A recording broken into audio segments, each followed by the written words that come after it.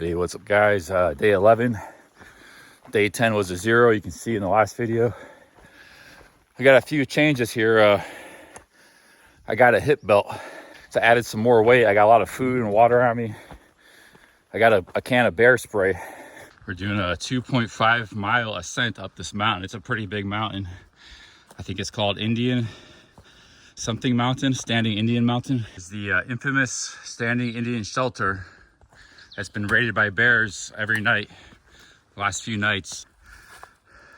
Due to increase in bear encounters along the AT from Betty's Creek to the Standing Shelter area. Here's somebody's bear hang right here. It looks like it was torn off. You can see here, yeah, they got it again. 4 nights in a row. Somebody's food. Yeah, there's nobody here right now. So I'm not gonna hang around here long because this is like bear territory here. They're running this place.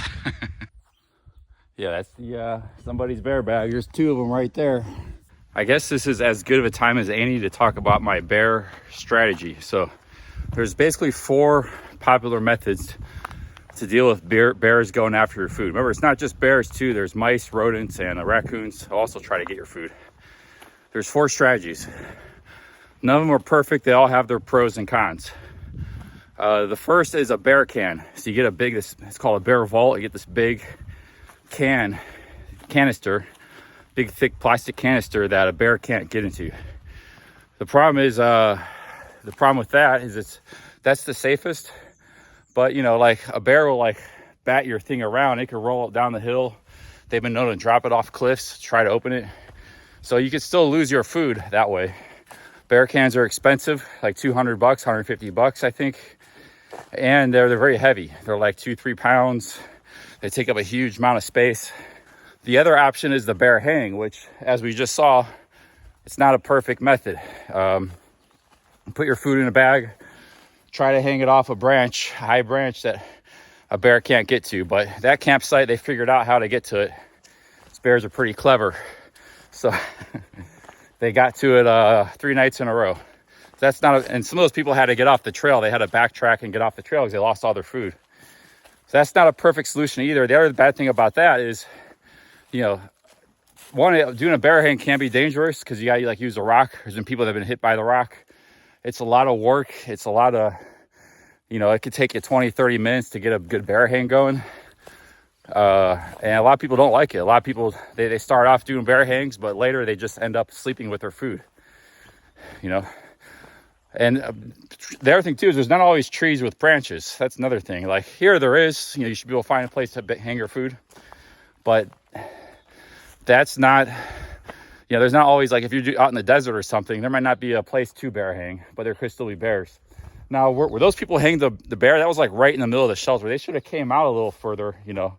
I bet you they wouldn't have lost their food if they came out a little further and hang their food. I don't really like people put their food right by where other people are camping, right by the shelter. So, because 1, it attracts bears to the shelter where everybody's camping.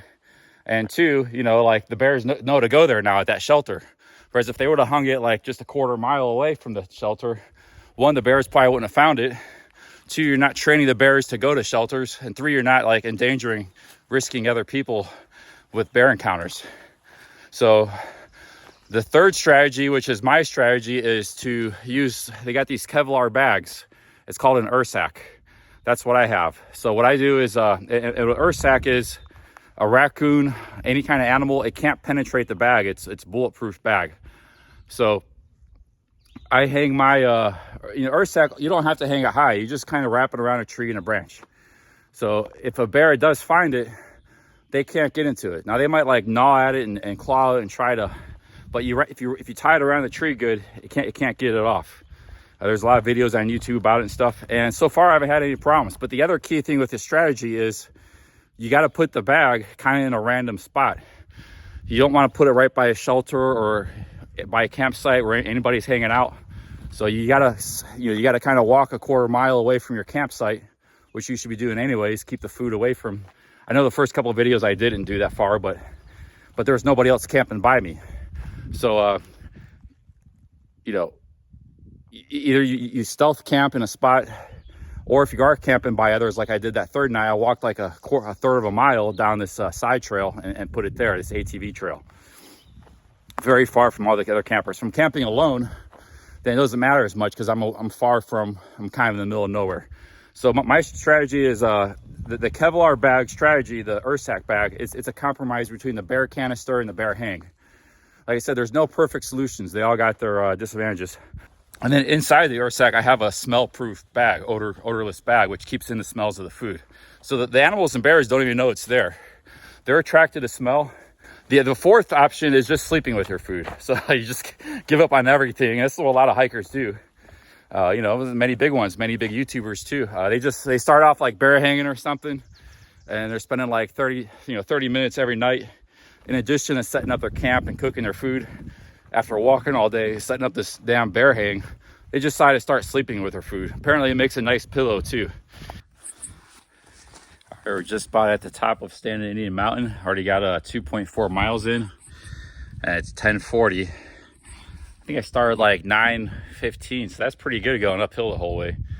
That Standing Indian Mountain, this I'm on right now, it's a huge mountain, but the ascent is very gentle. It's like a 3-mile ascent. Oh, beautiful view here. Standing Indian Mountain. This is a big one, guys. Real big one.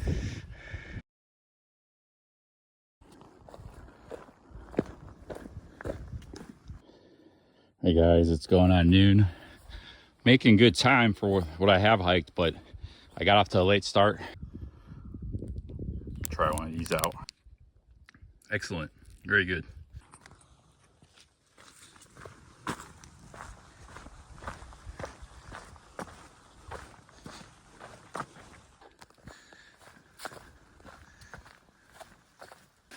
A lot of water sources past Indian Mountain. Making good mileage. I call this part of the trail the root trail. It's nothing but roots. Coleman Gap could be a good place for a little break. Look at all this trash somebody left behind. It's kind of ridiculous. All right, taking a little break here, a little coffee break. Wow, look at this massive tree on the trail. Probably just fell down. I'll tell you what, that 10 pounds or 7 to 8 pounds of extra weight I have, even though I have the hip belt where I didn't before, I feel a big difference. It's really kind of bothering me today, the extra weight. Love these little blue flowers. It's getting 3 o'clock. We're getting close to 10 miles.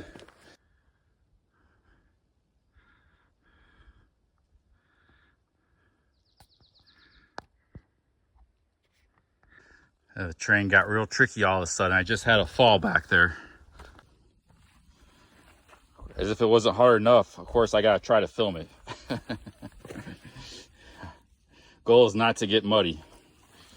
And walking through this kind of like dead forest out here. It's kind of weird. Look at this stuff. It's a completely different landscape here. Some strange little trees.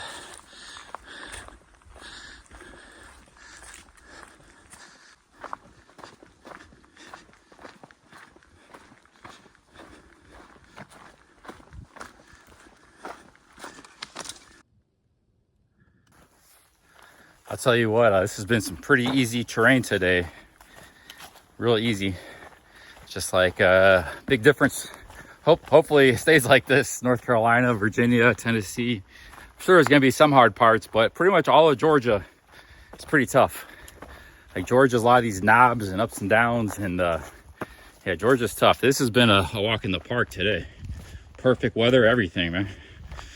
Only thing that's kind of bothering me is I'm just not used to the extra weight in my backpack. My traps are bothering me a little bit, trapezius muscles. But yeah, I'm liking this.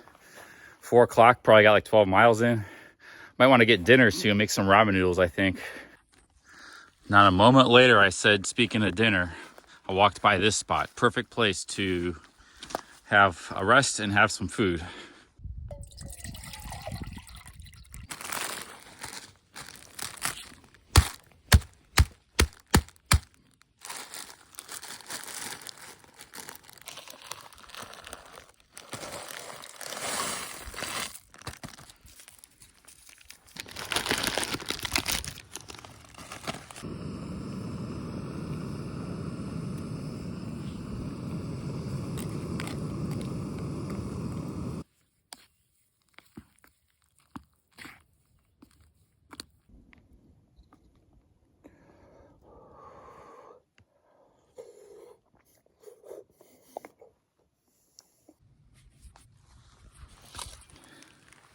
What I've noticed is you just put one foot in front of the other and the miles come.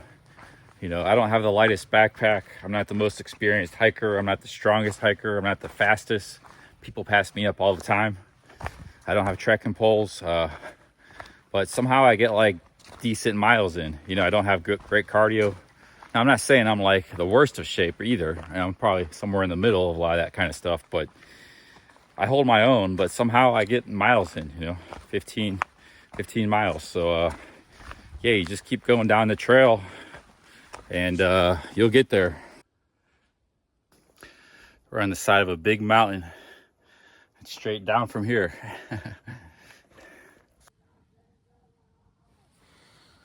Hey, what's up, guys?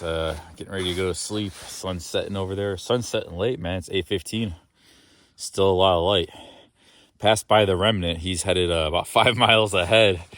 I don't know if you saw the remnant, but I've seen him in a lot of my adventures here. It's a full moon tonight. It's super bright.